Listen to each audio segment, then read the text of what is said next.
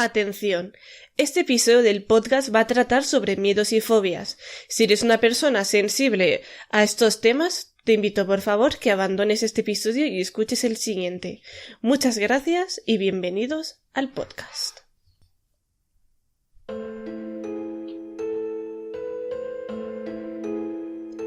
Dolor, parálisis, se detiene el tiempo, no te puedes mover, ves tus peores pesadillas. Va por ti. Aquel coco que saluda con su mano desde el final de la cama te atrapa. Respiras, te ahogas, estás indefenso. Todos tus temores infantiles vuelven del cajón desastre de tu memoria para arrancarte cualquier ápice de humanidad. No puedes escapar, estás maniatado, es tu inquisición nocturna. La sentencia está pronunciada, culpable de todos los cargos, le sentencio a cadena perpetua. Tus pesadillas hechas realidad, estás acabado. Te despiertas, sin aire, angustiado y atemorizado. Sabes que volverás ahí, tu sentencia, sufrir. Bienvenidos, bienvenidas y bienvenides un día más aquí, a La Escala de Bristol, vuestro podcast de ciencia favorito.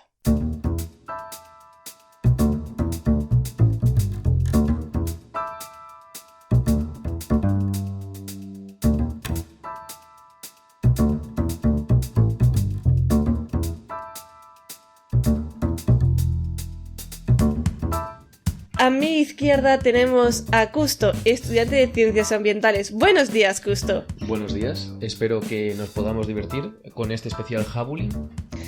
Y a mi derecha tenemos a Ramón, doctor en Estadística. Bienvenido. Buenas tardes, Alba. Buenas tardes, Custo. Buenas tardes. Encantado de participar otra tarde más en nuestro podcast. Y la persona que estáis escuchando en estos momentos, soy Alba, estudiante de Antropología, técnico laboratorio y presentadora de este episodio de hoy.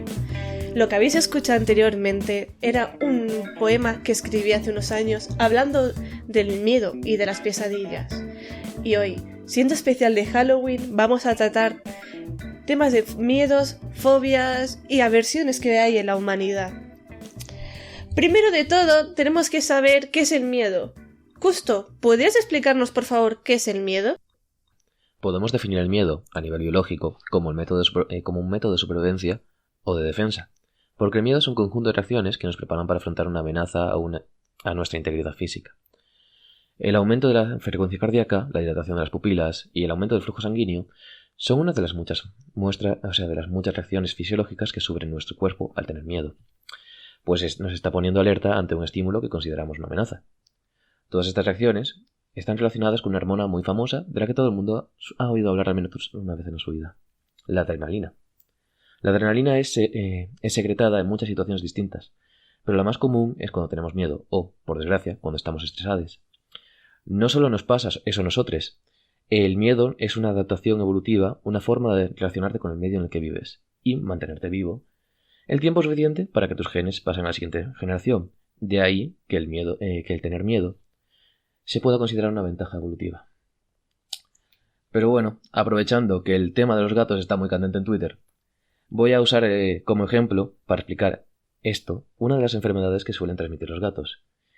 Y que si en tu entorno hay alguna embarazada, seguramente conozcas o hayas oído hablar, y es la toxoplasmosis.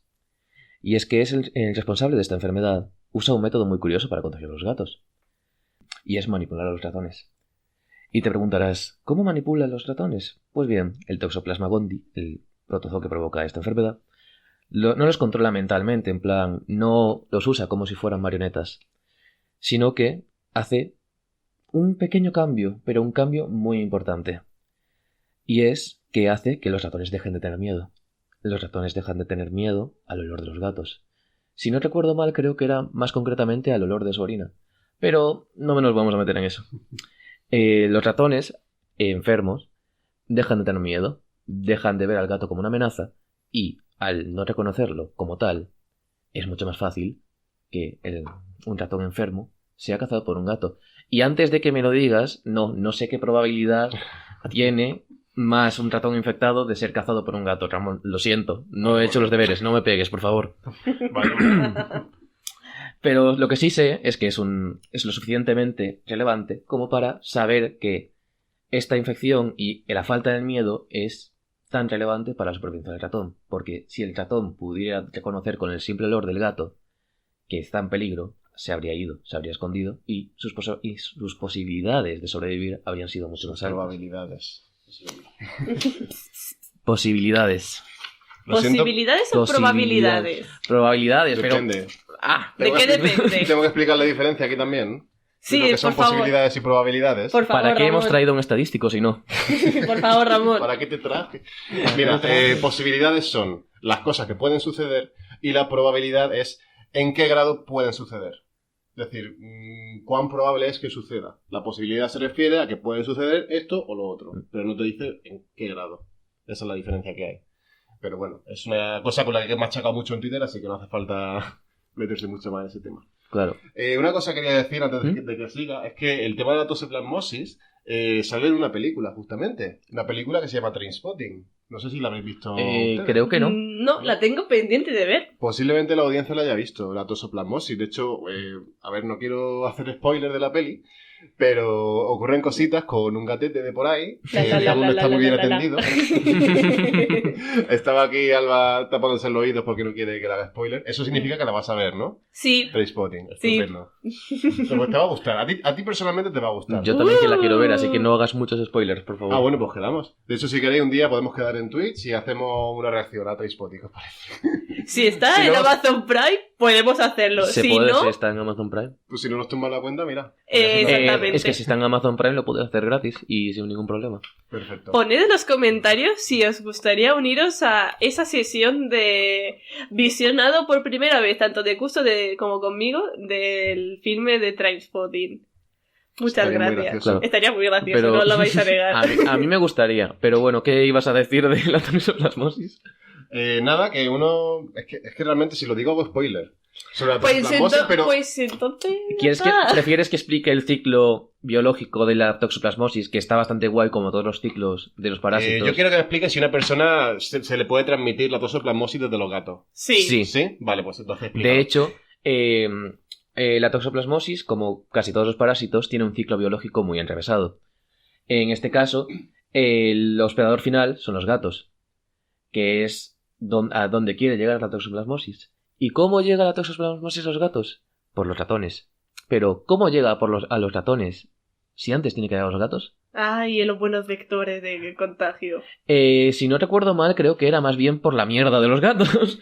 Pero tampoco me extrañaría que fuera por otros vectores. Porque... Lo de la mierda de los gatos es justo lo que pasa en Trainspotting, perdona. Vale. A eso me refería antes. Sí, de hecho, a los humanos también creo que era también por la mierda. No, porque al final el Exacto. hospedador final es el gato. Exacto. Lo que sale del gato son no los huevos, porque es un protozoo, sino las... No recuerdo bien cómo se llamaba esa fase, pero lo interesante de los parásitos es que tienen muchas fases vitales diferentes y que si tú lo ves uno comparado con la otra, te parece un bicho diferente, en plan, te parece un parásito diferente. Ujú. Y es algo que hace que a mí, por ejemplo, me parecen súper interesantes los parásitos y aprovecho para comentar que muchas de las cosas que vamos a hablar hoy puede que tengan cierta relación con las parasitosis y lo que ya he hablado de la ventaja evolutiva. Y eso, lo interesante de la toxoplasmosis es que yo, por ejemplo, cuando era pequeño le tenía miedo. Pero esto es debido a que mis padres estaban viendo un programa de estos super cutres de Discovery con como en plan posibles apocalipsis, y uno era que nos volviéramos zombies por la puta toxoplasmosis. Y yo, como buen niño pequeño, empecé a segregar adrenalina, que estuve como un mes sin dormir. Pero de los errores se aprende. Cuando tú eras pequeño estaba ya Discovery Channel disponible, supongo, ¿no? Seguramente no fuera Cuando yo era pequeño estaba el programa este del Mississippi. Ahora esta noche he usado el Mississippi Sí. y estaba por ahí la Veneno, Claro. y el tío este de los limones. Es que, Sí. a ver, pequeño tenía 9 años. Y no 9 sé si años. serían Discovery. Hostia. En plan, No, cuando tú tenías 9 años, yo estaba empezando la carrera. lo sé. Lo sé. Y yo estaba en la mitad de la ESO. Madre mía. Lo sé, Las brechas generacionales aquí. Cuando no hay brechas generacionales, ¿acaso Custo es el que tiene una brecha generacional? Y tampoco es así. Podemos Soy hacer un chiquito. programa sobre brechas generacionales porque realmente es un tema... Me encantaría hacerlo. Es un tema demográfico, sociológico completamente, se puede hablar. Exacto. Desde un punto de vista antropológico, además. Totalmente. Y quiero añadir que, curiosamente, la toxoplasmosis es uno de esos análisis que se tienen que hacer las embarazadas 2 veces durante el embarazo. Se hace en el segundo y en el tercer trimestre. Sí. Según qué hospitales, el protocolo que se siga se hace en 3 veces. Pero no es tan común, más bien solo el segundo y el tercero. Y sobre todo se avisa a todas aquellas personas que tengan gatos o que tengan cercanía con gatos de que no limpien las heces, porque ahí es donde se pueden contagiar. Aunque, es decir, es muy complicado contagiarse toxoplasmosis limpiando las cagas, porque en principio lo haces con un recogedor y luego lo tiras a la basura. Espero que no haya ninguna persona que sea tan guarra de coger la caca con las manos y luego metérselo en los ojos. O sea, por favor, no. Eso está muy feo. De hecho, precisamente, al principio de la explicación mencioné lo de las embarazadas por eso, porque es un factor de riesgo para el feto, si no recuerdo mal, que si una embarazada se contagia de toxoplasmosis, puede ir las cosas muy mal. Las cosas que le pueden ocurrir a un feto que se contagia de toxoplasmosis son encefaloceles, microcefalias, problemas ahora del desarrollo psicológico-cognitivo, falta de extremidades o superávit de extremidades como la polidactilia y demás, e incluso abortos. Así que, por favor, todas aquellas personas que tienen la capacidad de quedarse embarazadas, tened cuidado a la hora de limpiar las cacas de los gatos que tengáis, o que si acaso lo haga otra persona. Claro. Gracias. Pero bueno, aprovechando que Alba acaba de meter miedo a todas las embarazadas o embarazados que acaban de escuchar esto, ¿podemos entonces decir que el miedo es algo bueno? Sí. Como buen gallego solamente puedo decir una cosa y es depende. Porque... ¿Y de qué depende? Pues depende... De cómo se mire todo depende. No, a ver... Descanse en paz, Paudones. A ver... Depende... Descanse en paz, Paudones, y os reís. ¿Sois una panda de hijos de puta que...? No, me estaba riendo de antes. Me ha parecido muy bonito. De lo contextual, vale. A mí también me pareció bonito, pero si me estaba riendo antes y me cortaste la risa, tendré que soltarla. Vale. A ver, tienes toda la razón. Continúa, por favor. Pero a ver, ¿de qué depende? Depende de quién y cómo lo esté sufriendo, porque no es lo mismo que un ciervo tenga miedo de un ruido entre la maleza que el estrés que tiene un doctorado doctorándose. Porque Hostias. El estrés y el miedo al final son casi lo mismo. Estamos abriendo el cajón de mierda. Claro, y ahí es donde quería llegar. Que a pesar de que ambas están provocadas por la adrenalina, la diferencia es la situación y la duración de dicho efecto. Porque, quieras que no, la adrenalina no solamente nos protege de... O sea, no solamente nos prepara para correr por nuestra vida, sino que también es muy inteligente la adrenalina y dice... ¿Qué tal si, ahora que estoy corriendo por mi puta vida, no me paro a digerir la comida y ahorro energía? Y así, por ejemplo, la adrenalina produce una disminución muy significativa en la actividad del sistema inmunitario y del digestivo. Y como entenderéis, eso no es muy bueno para la salud a largo plazo. Exacto. Por eso, el estrés crónico es un problema muy serio de salud. Y desde aquí quería decir que es un problema que sufren muchas personas y que deberíamos intentar combatir todos pidiendo mejores condiciones laborales, porque sí que es cierto que en la ciencia veo que muchísimas que tenemos por sentado que el estrés es algo normal y que es algo que hay que sufrir, y no debería ser así, porque no conozco ningún doctorande ni ningún investigador que no haya sufrido estrés de forma casi crónica durante su carrera, y todo eso es debido a cómo funciona la academia, y es algo que creo que deberíamos cambiar. Gracias por tu aportación, Custo. He de decir que los efectos que puede provocar la disminución del sistema inmunitario y del digestivo y demás, pues puede provocar, entre otras cosas, que tengamos infecciones oportunistas, como por ejemplo, puede ser una vaginitis, una balanitis, herpes, mononucleosis y vómitos y diarrea muy exageradamente. Pero bueno, Ramón, ¿qué nos querías decir? Nada, yo quería, ya que justo ha tocado el tema de la salud mental durante el doctorado, hay que decir que efectivamente el estrés crónico pues es un problema de salud pública que se puede producir en cualquier trabajo, no solamente en el trabajo de una persona que investiga, pero que en el caso de la salud mental de los doctorandos, pues es un tema que ha traído mucha investigación, por un lado pues porque, en fin, es algo relativamente nuevo, ya que, digamos, no se había puesto el foco hasta hace muy poco, y bueno, hay algunos estudios que son los que se han ido publicando estos años en diarios como El País, por ejemplo, que utilizaban pues también muestras de conveniencia. Había un estudio de una universidad de Bélgica, había otro estudio que había hecho la revista Nature, pero que en su mayoría era únicamente representativo de doctorandos que procedían de los Estados Unidos y de Canadá, con lo cual pues no es muy representativo de la salud mental. Entonces, yo desde aquí hago un llamamiento.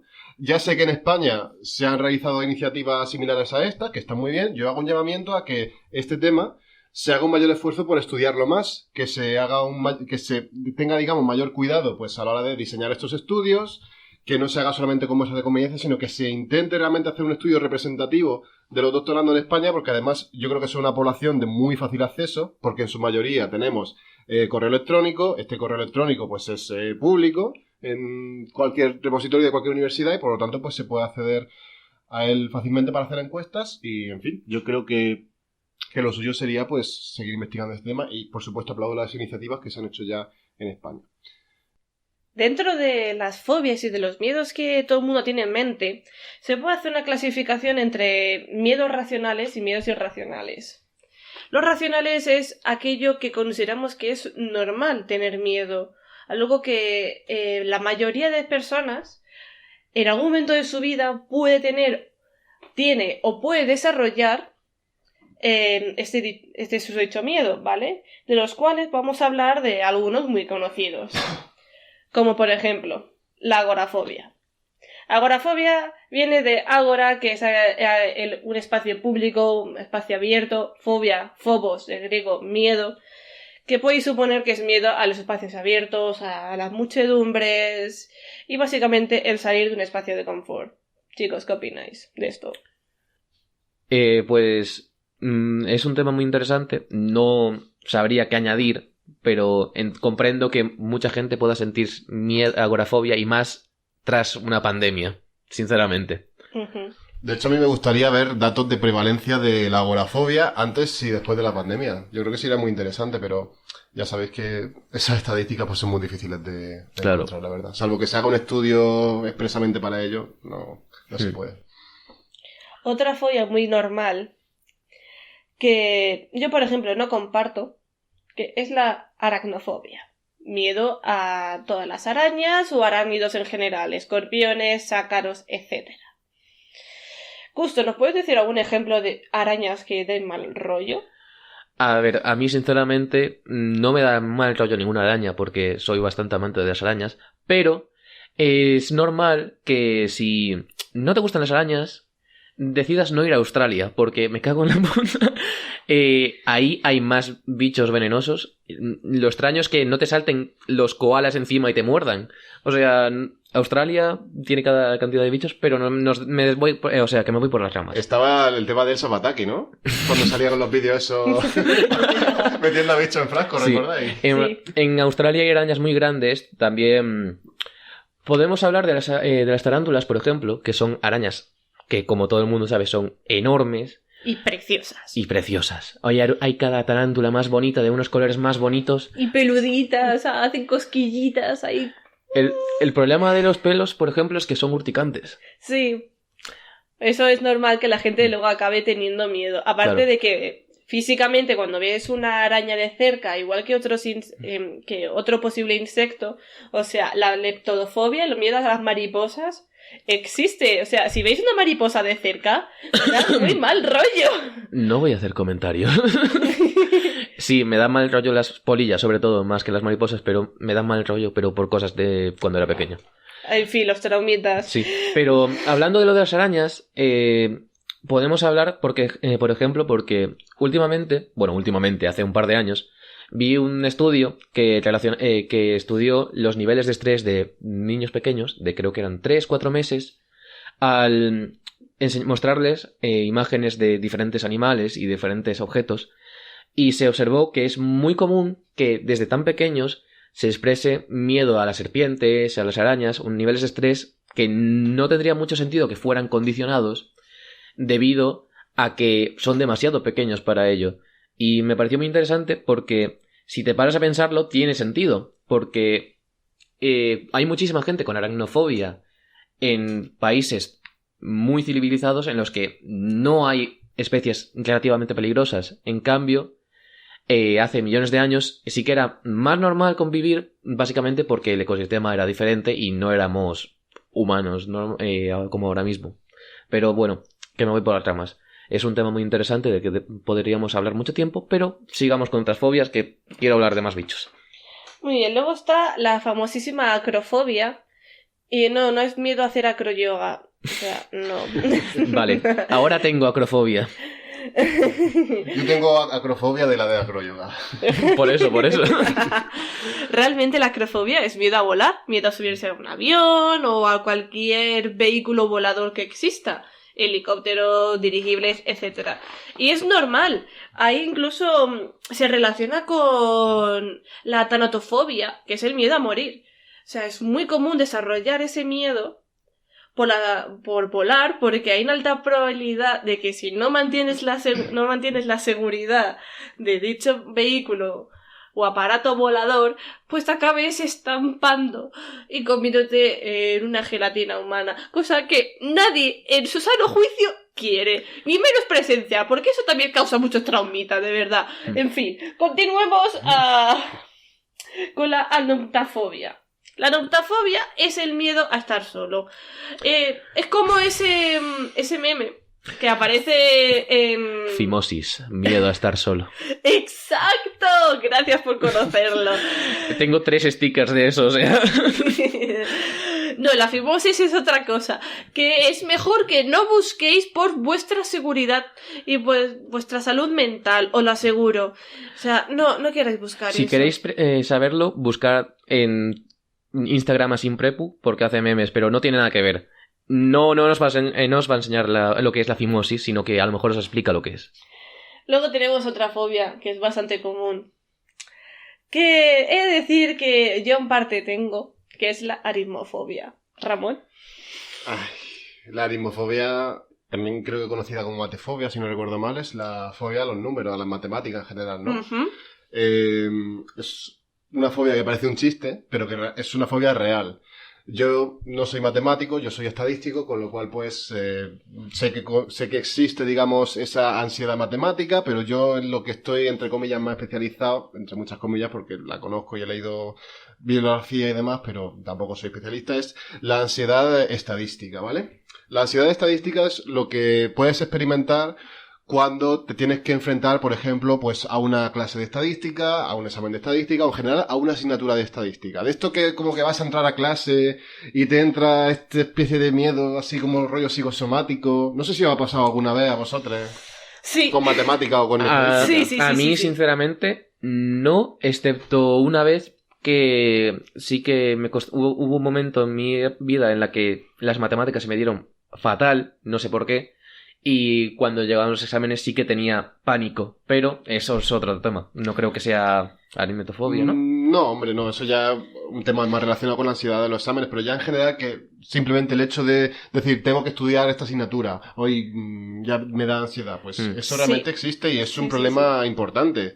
Quiero decir, según el estudio, hay unos estudios que son bastante limitadetes desde el punto de vista técnico, porque, en fin, utilizan muestras de conveniencia, que además son muy reducidas, normalmente a una universidad o lo que sea, pero lo que nos dicen es que, dependiendo del estudio, entre un 50 y un 80% de la población universitaria tendría esta ansiedad estadística en los primeros cursos. Y no estamos hablando de gente que se le hayan dado mal las matemáticas, sino hablamos ya de prácticamente todo el mundo, porque la gente que llega a la universidad tiene que haberla superado en su etapa, digamos, más de secundaria y de bachiller, sí o sí. Por lo tanto, pues, es un problema grave y un problema que alcanza a muchísima gente.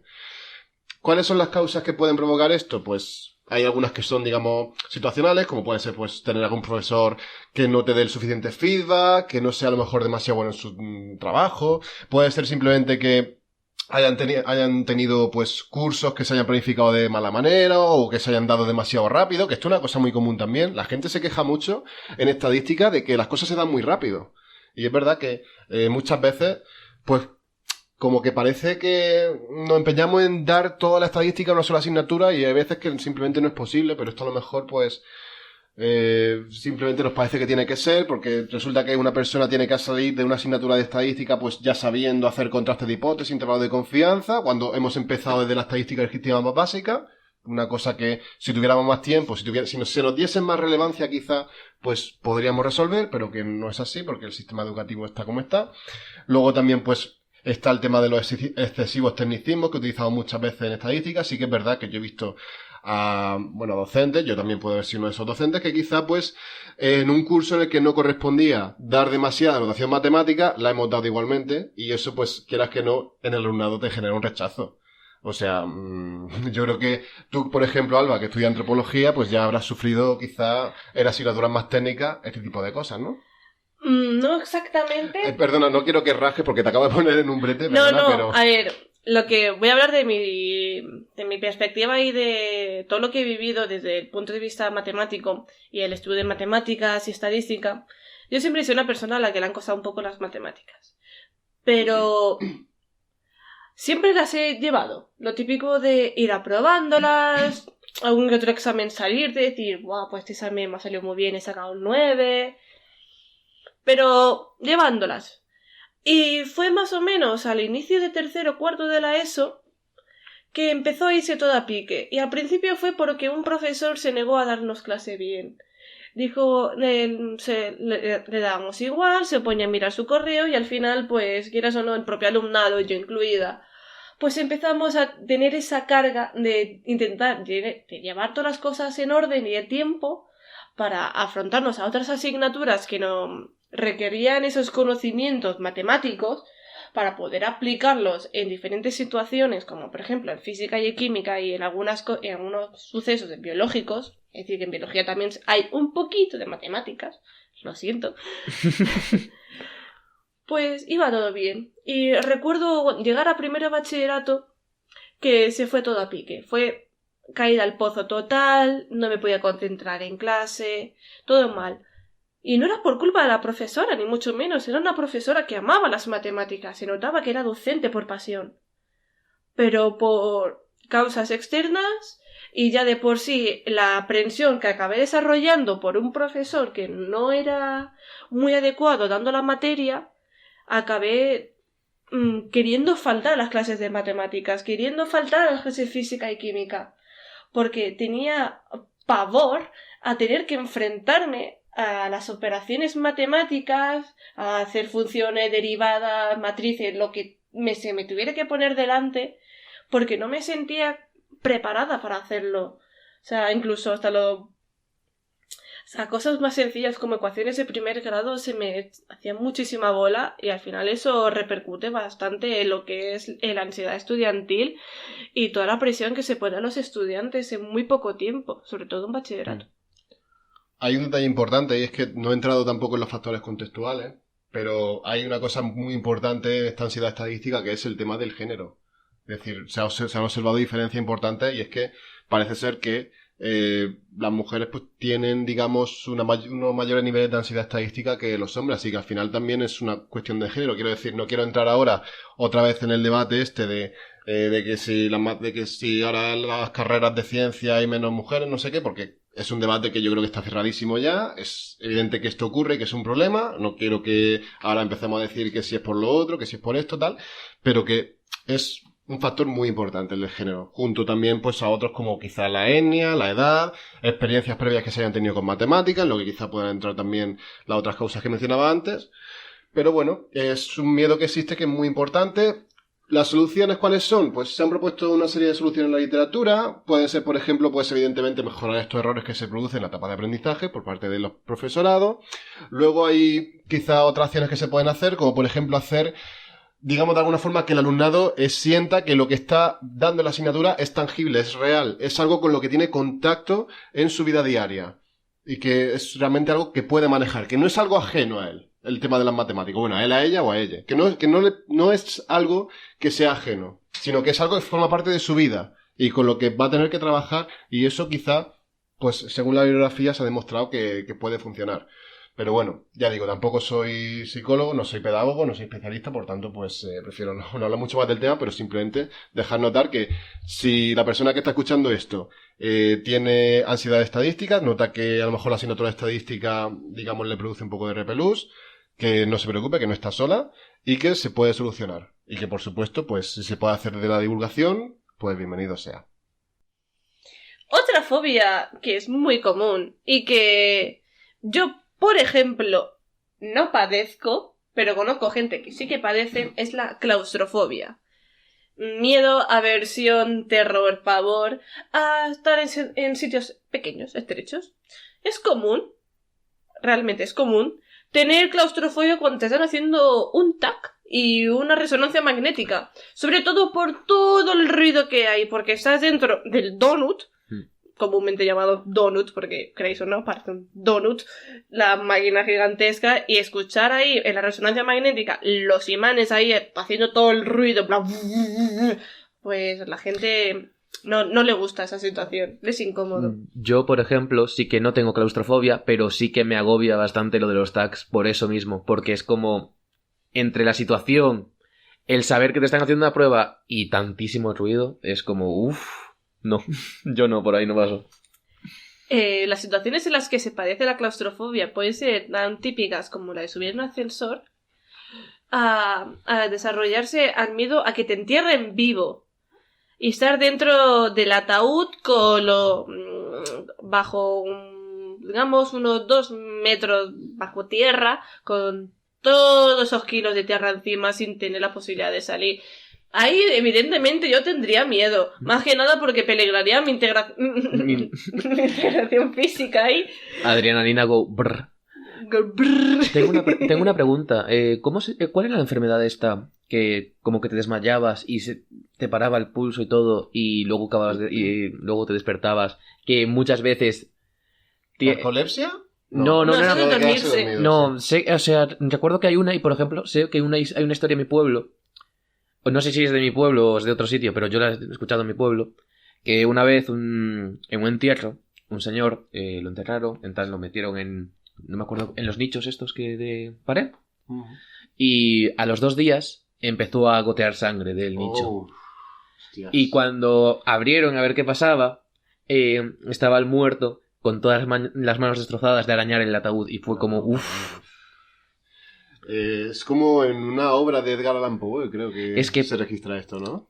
Puede ser, es que a mí me suena de que me lo contó alguien en uno de los relatos de Edgar Allan Poe seguro que sale. Sí, porque me acuerdo que lo leí y yo me quedé traumado. Pero bueno. Es que es algo muy... a mí también me da mucha cosa. ¡Catalepsia! ¡Habla de la catalepsia! Coño, sí, la puta catalepsia, no me venía el nombre. Dios, no me venía a la cabeza. Joder, pues... esa enfermedad al final lo que hace es que por movidas neuronales tu cuerpo se desactiva. Es como si le das al botón off del ordenador de repente que se te va todo. Pero realmente es como un reinicio. O sea, ¡pum! Y vuelves otra vez a estar ahí. Y ha habido casos, como ha dicho el compañero Custo, de que ha habido gente que la han certificado, es decir, que le han declarado muerta y que realmente no estaba muerta. Y a eso, pues, eso ocurría al parecer bastante en el siglo XIX y por eso se ve en ese siglo que cuando te enterraban y demás, tenías una campanita que te llegaba hasta la tumba y si te despertabas, podías tocar la campanita para que te pudiesen desenterrar. A mí es que, ahora que me paro a pensarlo, creo que me lo contó mi abuela o algún familiar mayor la historia, porque sí que tuvo que ser más antiguo, no sería a día de hoy, pero es que imagínate que te pasa eso. Yo me muero, literalmente, pero me muero. Y bueno, ¿más miedos? ¿Más fobias? Una fobia que es para morirse es la entomofobia. Ya hemos ido comentando la de ella a lo largo de este episodio. Pero bueno, cucarachas. Yo por lo menos le tengo aversión a las cucarachas, yo, individuo. Pero ¿qué más animales, sobre todo insectos, dan pavor? ¿Custodo? A ver, a mí, sinceramente, no hay muchos insectos que me den miedo. De hecho, las cucarachas las tolero, a no ser que haya 20.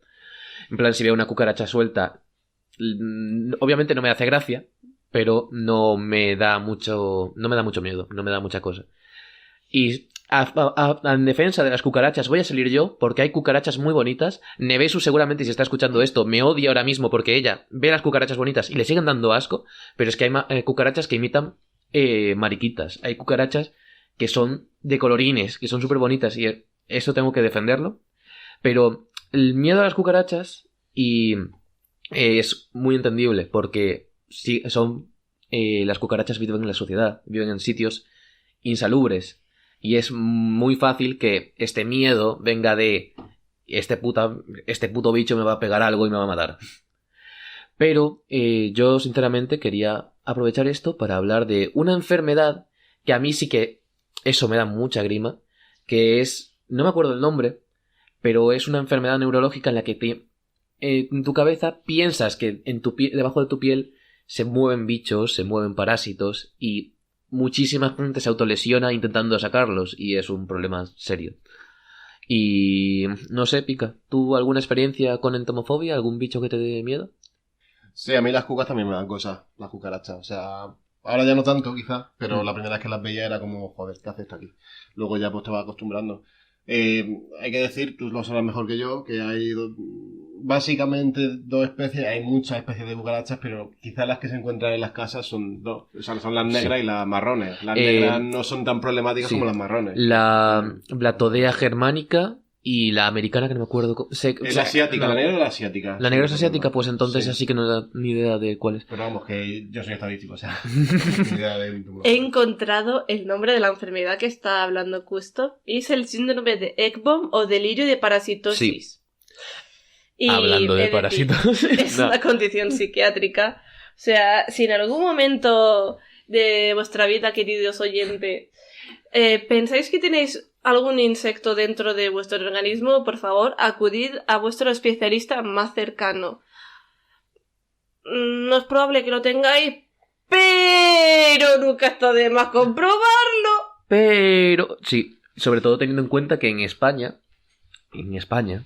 hay moscas de estas famosas porque ponen huevos en la ropa y luego se te mete una larva a comerte por dentro y luego sale una mosquita. Pues eso puede pasar, es muy, muy, muy improbable, pero no sé, ¿seguimos con más miedos o queréis seguir hablando un poco de...? Podemos continuar a mi sección favorita de este episodio de hoy, que son los miedos irracionales. Vamos a hablar de miedos que a simple vista no tienen lógica en nuestra cabida, ni en nuestra situación cultural, ni en su contexto, pero, claro, dependiendo del contexto, se ha desarrollado esto y por lo tanto existe y está datado y aparece en los manuales de fobias de psiquiatría y psicología. Empezamos con la más curiosa, que es la anatidaefobia. Literalmente es la aversión o el miedo a que un pato te esté observando. No sé en qué situación debió ocurrir a eso. Imagino que luego el pato atacó a esa persona para desarrollar fobia a ello. Menudo trauma, como el trauma de averiguar cómo es el pene del pato. Pero solo voy a decir una cosa. ¿Puedo decir yo una cosa? Yo también tendría miedo si ya tengo un pato boyer espiándome. En plan, tú imagínate que vas por la calle, te giras y hay un pato mirándote mal. En plan, yo también tendría miedo. Los patos son muy bonitos. Los patos son muy bonitos. Y el pato que más veo, que es el Anas platytrincus, que nadie sabe cómo cojones escribe, que es que el macho tiene la cabecita verde, es súper bonito. Pero eso no evita que si me mira mal y me está espiando de lejos, me dé cosa. No, en realidad no tengo esta fobia, pero... Ojalá no. Tres cosas voy a decir muy rápido. Primero, los patos son de los mejores animales que existen. Segundo, esta fobia la ha metido solamente Alba para poder hacer su sonido del pato. Y tercero, has dicho pato boyer. Boyer era un ministro que fue el que se peleó con Ruiz Mateos. Aquí la nota pedante del día. La siguiente fobia, por favor, Custo. La hipopotomonstruosis quipedalofobia o Miedo a las palabras largas. Entiendo que las personas que tengan dislexia o algún problema en la escritura o en la lectura la puedan padecer, porque hay palabras muy difíciles de pronunciar y o escribir como Hipopotomonstruosis cuipedalofobia. Es difícil de escribir. Hay palabras que también cuestan, o sea, se hizo un estudio, ahora mismo no recuerdo exactamente de qué universidad fue, pero se descubrió que una de las palabras que más cuesta escribir a los niños es desoxirribonucleico. A mí he de admitir que al principio me costó. Pero no es tan difícil como hipopotomonstruosis cuipedalofobia. De verdad, quien cojones haya hecho esa palabra, te odio. En fin, ahora vamos a pasar a la tripofobia, que es miedo a las figuras geométricas muy juntas, es decir, a los mosaicos. Es decir, si alguien tiene tripofobia, que no se vaya a ver la Alhambra. Está llena de mosaicos. Y sobre todo a muchos agujeros y cosas que salen de agujeros. No veáis los vídeos de gente sacando grano ni puntos negros. No. Si tenéis tripofobia, no veáis eso. Vais a traumaros. ¿He hablado ya de las parasitosis? No, en plan... lo que sí que al parecer he visto últimamente, no hace tiempo, es que puede que la tripofobia esté relacionado con las parasitosis, pero es un miedo muy raro. Entonces, ¿qué? ¿Alguna cosa que añadir? Los vídeos de puntos negros son entretenidos y relajantes. Si eres esa persona que te gusta eso, enhorabuena, eres pampaholic. Ahora viene un listado más o menos rápido de ir diciendo de miedos que, sinceramente, a mí personalmente, y creo que puedo hablar también por mis compañeros, nos han parecido muy curiosos. Empezando con la ablutofobia. Miedo o aversión a ducharse. Por favor, otacos, iros por favor a la ducha. Que sé que nos gusta y que sé que nos gusta mucho el agua, que podéis tener hidrofobia pero sin padecer la rabia, pero por favor, un poquito de jabón de vez en cuando no viene mal. El desodorante no es ducharse, por favor, el desodorante no es ducharse. Luego venimos a una fobia que yo puedo... Bueno, fobia más bien... Puedo decir aversión. Que es la anglofobia y la francofobia. O sea, Reino Unido y Francia. O sea, ¿quién no tiene francofobia o anglofobia? En plan... ¿Quién? No. Te estoy viendo, Ramón. ¿Cuál es el problema de la Francia? El problema es que la gente normal no respeta Francia ni Reino Unido. La Francia es magnífica. Mira, el 99% de los problemas del mundo son debido a guiris borrachos. A mí... Que me vengan a registrar. Ah, bueno, pero ¿tú te refieres al típico inglés borracho que viene a Mallorca o cómo? A ver, menos hablar de Mallorca y de los guiris borrachos es tema mío y prefiero hablarlo en otro podcast. Da para un capítulo entero, ¿eh? Da para un capítulo entero. Mallorca en verano. Claro. Sí, háblanos de Magaluf, por favor, Alba. ¿En qué curso se enseña a usar los balcones? Es una pregunta que me sigo haciendo. Bueno, voy a dejar los chistes. No quiero que nos venga una llamadita de la embajada, por favor. La la la la la la la la. La la la la la la la. Los franceses, cuando se ven muy, muy, muy impresionados, el hola la lo prolongan. En plan, no es la la, es la la la la la la la. Así, se tiran media hora. Prosigue, por favor. Luego que no sé, en plan, yo no tengo aversión a los franceses. ¿Por qué no? O sea, es que acabas de escucharte. En Francia, joder. Por eso mismo, son más razones para tener aversión a los franceses. Bueno, puede ser. Otra fobia que es muy graciosa es la araquibutifobia o la versión fobia, miedo, pavor, en fin, sinónimos que hemos ido diciendo a lo largo de este episodio. A que se te quede pegado la manteca cacahuete en el paladar, o sea... ¿En qué momento? ¿Pero quién se inventa esta fobia, tío? En serio, o sea... Pero ¿a quién carajo se le queda la pasta esa pegada en el paladar y dice, esto va a ser una fobia? Sí, seguro, te tengo miedo. O sea, no, a una persona que le hizo eso y le dio un ataque de ansiedad, supongo. A ver, entendería si tuviese aparatos bucales. Yo he tenido aparato de paladar en el que la comida se me quedaba ahí atorado, pero no llegaba a dar miedo de que...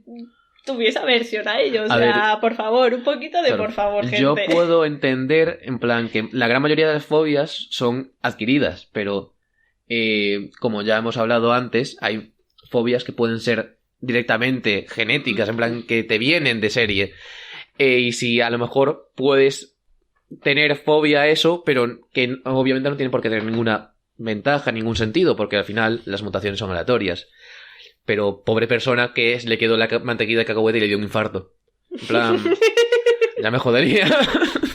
Pues sí, continuamos con la consecotaleofobia. Adivinad qué es. Exacto, no tenéis idea. ¿Por qué? Porque es el miedo a los palillos chinos. Entendería que hicieses alguna chorrada con los palillos y te clavaran en el ojo, o que cuando te estás metiendo el cacho de sushi en la boca te peguen un tortazo con el palillo del paladar, pero un poquito, por favor, por Dios, que si te da mal utilizar palillos chinos, cógete un tenedor. Te veo muy enfurecido con esto, ¿eh? Es que me indigna. ¿Pero qué te ha pasado? Tengo un mensaje para la gente que sufre estas fobias y nos esté escuchando, que dudo que le pase, pero os queremos. No os odiamos, ¿vale? No estáis soles. No, esto no es en plan a hacer daño. Lo siento, no. Ahora viene aquí una de que es mis fobias favoritas. Sorpréndeme. La hexacosiohexacontaexafobia. Exactamente es el número al 666. Es el número 666. Es la fobia al número 666. Exactamente, Ramón. Tiene toda la pinta de que esto es más adquirido por padres católicos. Iglesia. ¿Puedes explicarnos un poquito sobre la historia del 666, Alba? Pues todo viene a una traducción de un texto bíblico que venía del arameo, en el que se tradujo el número porque estaba escrito, no estaba en numeración arábica, que es la que usamos normalmente. A menos que haya algún psicópata que use la romana, todo el mundo usa la arábica. Te sorprendería, pero bueno. El 666, pues cabe más decir que, en fin, matemáticamente hablando, es un número triangular, ya que equivale a la suma de los 36 primeros números naturales. Es decir, si tú haces 1 más 2 más 3 más 4 más 5, así hasta 36, pues te sale 666. Y además, como dato curioso, pues también es la suma de dos números que van al cuadrado, como es el 15 al cuadrado y el 21 al cuadrado. Lo siento por la gente con aritmetofobia que nos está escuchando. El Ramón no quería asustaros. Hombre, si una persona con aritmetofobia pues escucha un podcast en el que hay un estadístico, pues ya sabe lo que hay. Quiero decir... Ya. En fin. Ahora vienen otras dos que la voy a decir a la vez porque tienen un común denominador. Más miedo a la gente con aritmetofobia, de verdad, por favor, parad. La itifalofobia y la medomalacofobia. La itifalofobia es el miedo a tener una erección. Yo de verdad, que la gente que tenéis pene y que habéis pasado la edad del pavo en el instituto, de verdad, estoy con vosotros. Debe dar mucho palo. Sí, profe, voy a exponer, pero deme tiempo. Y luego está la medomalacofobia, que bueno... Esperemos que nadie tenga miedo al gatillazo, porque así ya sabe cómo se llama. Decir que... ¿Por qué se produce un gatillazo? Preguntaréis. Yo respondo ahora mismo. Pues se puede tener por diversos motivos. Desde que tengas el miembro viril con nombres 1000 atorado... Vale, Tú lo decía yo, ¿eh? No me esperaba esa referencia. Que tengas... Estamos tocando todos los palos, literalmente, además. Badum. Todas las Españas en este podcast. Mira, todas. Continúo. Que tengas el miembro atorado en alguna posición en la que esté habiendo un torniquete impidiendo el flujo sanguíneo hacia los cuerpos cavernosos, también tiende a ser de manera psicológica, de tener ansiedad, de tener algún problema familiar, social, académico, todas las posibilidades. Incluso se puede por la medomalacofobia se puede acabar desarrollando la coitofobia, que no es más que el miedo o el rechazo o la aversión a mantener relaciones sexuales. No voy a meterme más en este tema porque sé que hay gente que realmente tiene esta fobia y no quiero reavivar ningún traumita de los posibles oyentes. Así que vamos a pasar a otra que es bastante graciosa ya para terminar este bloque, que es la quionofobia. Espero que nadie que tenga este miedo haya ido a ver Frozen porque se tengo que comer un muñeco de nieve en todo el filme. Porque sí, queridos escuchantes y oyentes, es el miedo a los muñecos de nieve. Quiero decir, me parecen muy adorables, pero sé que hay gente que realmente... No. ¿Qué? O sea, vamos a ver. Los muñecos de nieve estos, que están... Esto es súper cutre. Con la boca abierta, que parece el hombre sin sombra. No me fastidies, tío. O sea... Perdona, ¿acaso eres tú escultor profesional de muñecos de nieve? Mira, tío, yo soy de Almería. Yo no he visto la nieve en mi puta vida. Por Yo eso solamente mismo. Yo conozco la nieve en foto, ¿vale? Y los muñecos de nieve que hacéis, los que tenéis acceso a la nieve, son, pues, a veces acojonan. Lo dices como si yo tuviera acceso a la nieve. Eres gallego. No sé, eres gallego. Has tenido la Algo nieve pillado, más cerca que Creo que os estáis equivocando de nieve. Alguna excursión... Gracias, Miñanco. Bueno, alguna excursión al Bierzo te ha hecho tú, seguro. Vamos. Yo a Jaca. A esquiar. A Huesca. Sí. ¿Por qué coño vas a Huesca? Porque no había nieve en el Bierzo. Joder, pues si tiene... En plan, ese año no había nevado. La capital mundial del aburrimiento, porque no es otra cosa. Yo fui a esquiar. Perdón, aragoneses, perdón. Estuvo guay. Ay. Me caí muchas veces, pero lo aprendí a esquiar. Y un amigo mío casi se cae por un barranco, pero eso es otra historia. ¡Wow! Aquí tenemos la acrofobia. No, fue en plan... yo no estaba, pero me lo contaron y se cayó y rodando casi se cae por un barranco. Rodando voy, rodando vengo y por ahí me caigo por un barranco. Y eso me recuerda una vez que bajamos como 20 personas una cuesta a la vez, se cayó uno y nos caímos todos a lo... Dominó. A lo dominó, pero no nos vamos a meter en eso. Porque... Escala de Bristol, traumatología. Vale, muy bien traído. Muy bien traído. Muy bien. Después de esta anécdota tan sumamente curiosa y dominística, vamos a hablar de... Ya vamos a ponernos un poquito más serios en este momento y vamos a hablar de las fobias más comunes. Que entre ellas tenemos la nuptafobia, que es el miedo a la soledad, como os he comentado, la tanatofobia, que es el miedo a la muerte, de tú morirte o ver a alguien morir. Miedo a la mutilación, que te amputen, que te quiten algún miembro, alguna parte de tu organismo. La pérdida de la autonomía, que esa sobre todo la padecen aquellas personas que quedan paralíticas, tetraplégicas o que tienen algún problema que son incapaces de moverse o valerse por sí mismos. Está el miedo a la humillación. Como es muy normal, vivimos en una sociedad capitalista muy exigente en el que siempre se pretende que cada individuo sea sobresaliente. Y si te equivocas en algún momento, es normal padecer ese miedo a la humillación. Pero a todas aquellas personas que lo tengan, tranquiles, es normal errar y quien diga lo contrario es la primera persona que está errando. Esto enlaza un poquito también con lo que hablábamos antes de la salud mental de los doctorandos. Muchas veces la causa es precisamente el tener que estar siempre siendo un investigador o investigadora o investigadores excelente. Y muchas veces pues no es así. Es como en el fútbol, está Cristiano Ronaldo, está Messi, pero también hay muchos jugadores que simplemente pues son normalitos y ya está. Y pueden seguir jugando en primera división. Pues, y además ya es que ese miedo ya no es solo miedo a quedar mal, sino que tu carrera depende de la excelencia. Porque la exigencia académica para mantenerte en el mundo de la academia y poder sobrevivir es brutal. El famoso publish or perish, que se dice, ¿no? Tal cual. All publisher die. Sí, también Sí, pasa. O sea, habría que mirar un poquito también el tema del suicidio en la academia, ¿eh? Porque... Ese tema lo dejaremos más asunto. adelante y por favor dejadlo en los comentarios si queréis un episodio especial de salud mental en el que intentaremos, no se promete nada, traer a una persona que sepa sobre salud mental a nivel profesional.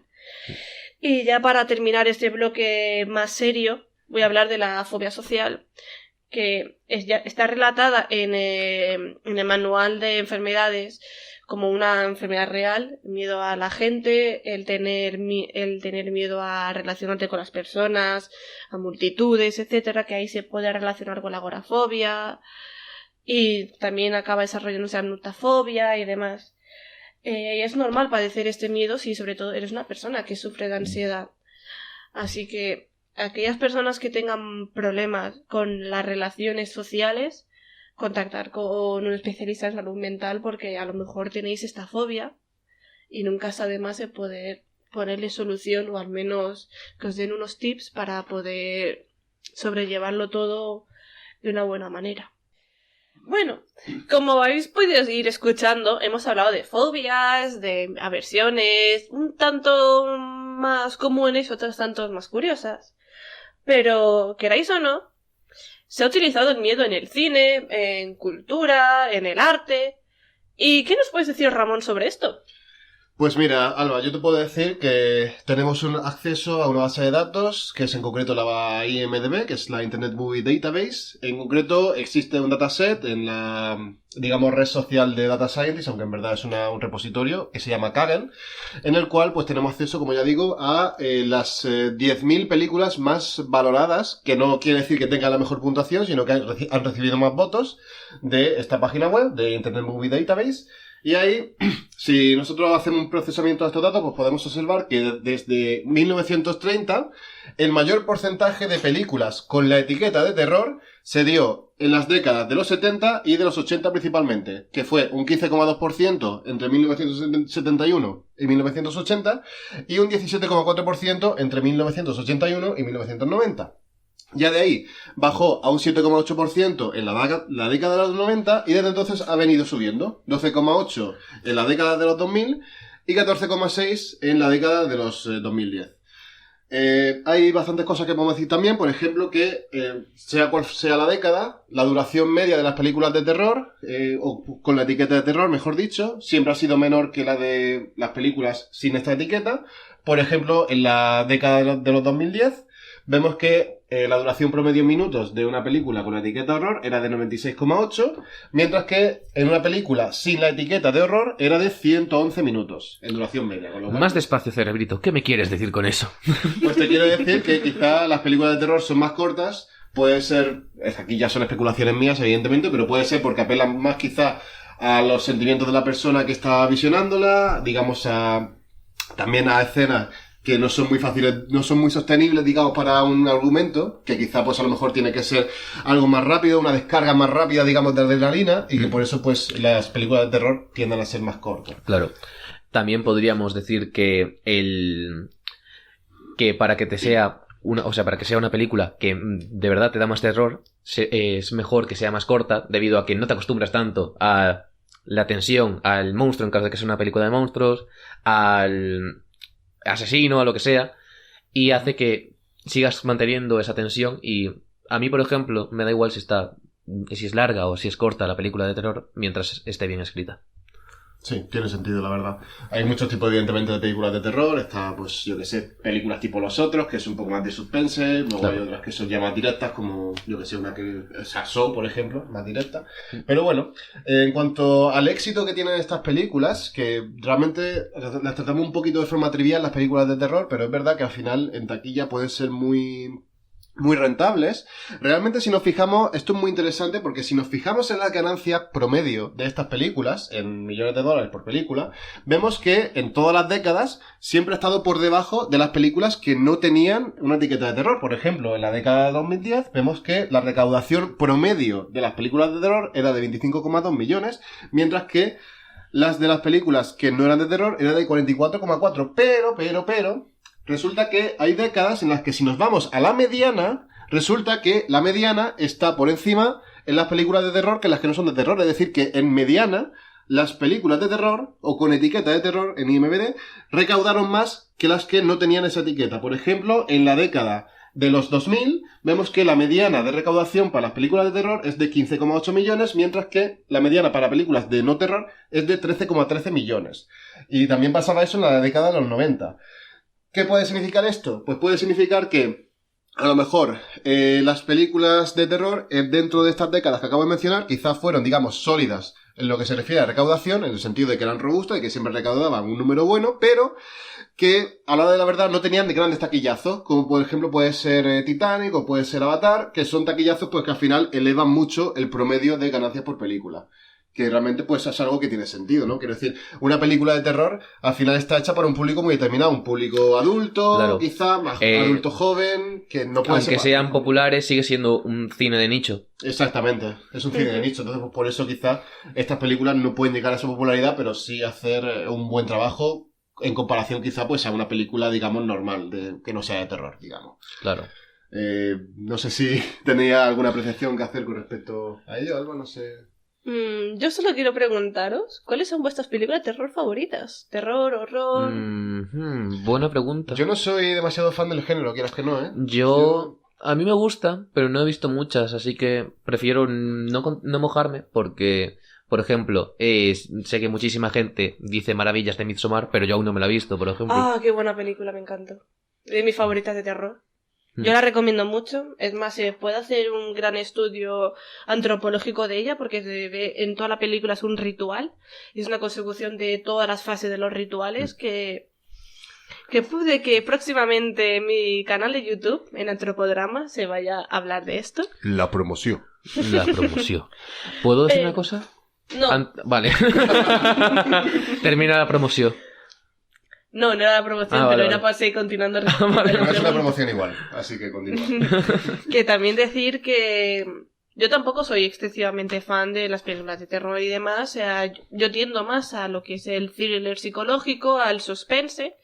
Y decir que esta película no da miedo en sí, pero sí te deja en tensión. Como es la saga de Glass. Y mi película favorita de todos los tiempos, que mucha gente conoce, porque siempre que puedo lo digo. ¿El cisne negro? El cisne negro. ¿Sabéis que el cisne negro es un concepto también estadístico que popularizó un probabilista llamado Nassim Taleb? No ¿Sabéis que hay Nassim Taleb? No. Pues otro día podemos hablar de él si queréis. Vale. ¿Puedo decir una cosa? Sí, adelante. Creo que si tuviera aracnofobia, mi película de terror favorita sería la explicación de las películas de terror, porque a mí me daría pánico si tuviera aritmetofobia. ¿Las películas de terror? No, la explicación, o sea, mucho dato. Hostia, perdón. No, ese es lo suyo. Y eso es algo que a la gente que nos escucha al parecer le gusta, así que... A mí me gustó. Lo que pasa es que si tuviera aritmetofobia a lo mejor me daba un chungo. Bueno, pero a ver, yo estoy dando aquí la evidencia, los números. Claro. Luego ya hacemos la interpretación, que es lo interesante. Claro. O sea, la estadística siempre se hace Evidentemente. La estadística siempre se hace con el objetivo de extraer una interpretación. No vale simplemente soltar los datos y decir cada uno que interprete lo que quiera. Porque eso es algo que hace muchísima gente que al final ha fomentado actitudes... Disculpen la expresión, actitudes de mierda, como son el racismo y la xenofobia, que es precisamente lo que vamos a hablar ahora, ¿verdad? Efectivamente, porque, claro, estas palabras tienen el sufijo de fobia, que como he explicado antes es miedo. Pero por la evolución lingüística se ha acabado adquiriendo otro significado que es rechazo, ¿vale?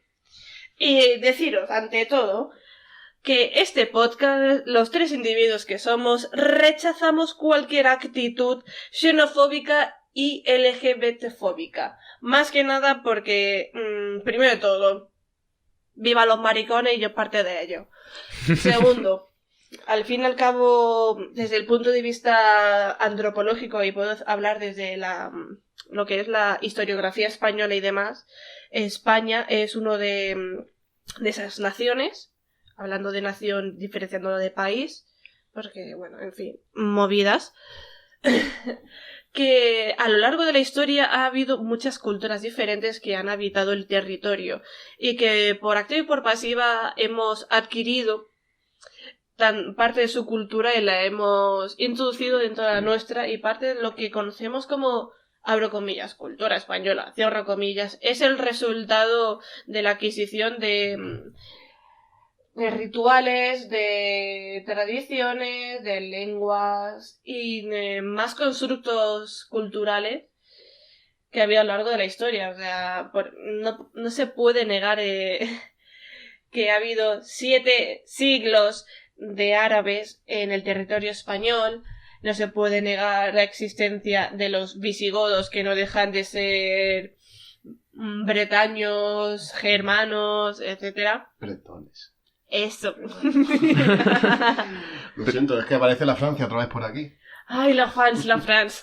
Y por no hablar también de los fenicios, los cartagineses, que sí que son mediterráneos, bueno, etcétera, que muchísimas culturas, o sea, no puede haber un rechazo en España de otras culturas porque somos parte de esa cultura. La islamofobia lo único que está provocando es terror. Y no solo por parte de toda la comunidad musulmana, sino también de la gente que, por poner un ejemplo, igual que los asiáticos, toda la xenofobia que hubo en la pandemia, porque supuestamente el SARS-CoV-2 se originó en China, por no hablar luego de toda la historia estadounidense que ha habido con las diferentes guerras en el siglo XX, que se puede hablar de muchísimos ejemplos xenofóbicos, y realmente hasta tu vecino gitano también sufre xenofobia. Así que desde aquí pido, por favor, un pensamiento, una reflexión sobre realmente lo que cada uno es, porque puede que tú, siendo xenófobo, también estés sufriendo xenofobia de otra manera, porque eres parte de esa cultura. Y no me vengáis ahora con el racismo inverso, que sí, que existe de manera teórica, pero en la práctica no. Que algo exista a nivel teórico no implica que luego tenga efectos en la realidad humana. Así que no me vengáis con esas, ni igual que ni con la misandria, ni con esa basura, ni la heterofobia. La única heterofobia que hay es el rechazo a que no se quede bien mezclado una disolución. Es la única heterofobia que existe. Sí. Esa es mi aportación. ¿Has visto tú los comentarios al vídeo que ha puesto hoy Ángela Vicario? Precisamente. No. Pues yo espero que ninguna de esas personas llegue a este podcast, porque nos va a caer la de bueno. Yo quería... Por decirlo obvio, por otra parte. Claro. Yo quería aprovechar el poco tiempo que nos quede de podcast para decir que espero que lo hayáis pasado todos muy bien, igual que nosotros grabándolo, porque nos lo hemos pasado muy bien grabando este podcast, pero quiero dejar claro una cosa, y es que, como bien dijo mi compañera Alba, hay que diferenciar muy bien el significado de fobia en homofobia, LGTB-fobia, que de fobia en aracnofobia. Porque si el miedo puede ser bueno y puede ser algo para que ayude a la supervivencia, no podemos pensar que la homofobia o la aracnofobia o la xenofobia son miedos. No son miedos, es odio. Odio a lo diferente, odio a a lo que no comprendes, odio en general. Y no quiero que desde aquí se piense que si el miedo es bueno que sea gilipollas y que no respete a la gente que me rodea. Eso es todo. Es la primera vez que dices gilipollas en todo el capítulo y ha sido justo al final. Maravilloso. Maravilloso, justo. Creo que en general lo hemos pasado bastante bien grabando este episodio del podcast. Creo que la verdad hemos pegado un salto de calidad con respecto al primero. Y espero que ustedes pues lo hayan disfrutado también tanto como nosotros. Así que nada más por mi parte. Un placer como siempre estar aquí y dejo ya que Alba cierre porque creo que ha sido hoy el mejor presentador que podemos haber tenido quizás esta velada. Muchas gracias por tus palabras, Ramón. Muchas gracias también por tus palabras justo en cuanto a la diferenciación de las fobias. O sea, es algo muy remarcable. Y quiero deciros que a vosotros que estáis escuchando, muchas gracias por estar en este segundo episodio, este especial Halloween. Si os ha gustado, por favor, dadle al me gusta, comenta tanto en YouTube como en iVoox. Y qué mejor que para saber más novedades de nosotros, poder escuchar sneak peeks que se van subiendo cada X tiempo, seguidnos en nuestro Twitter, en nuestra cuenta Bristol Scala PD, o si no, buscando Scala de Bristol en Twitter nos podéis encontrar fácilmente. Yo soy Alba, Whipping Angel en Twitter. Yo soy Ramón, pica números en Twitter. Yo soy Custo, creo que Infocito en Twitter porque me cambié el nombre. Lo biología en Twitter. Y antes de irme, por favor, no busquéis Scala de Bristol en Instagram. Ni en Google Imágenes, a menos que no tenga esa versión con escatológico. Creo que si lo buscas en Google Imágenes, lo primero que te sale es una tarta. Pero una tarta de verdad. Bueno, en fin, muchas gracias y hasta la próxima.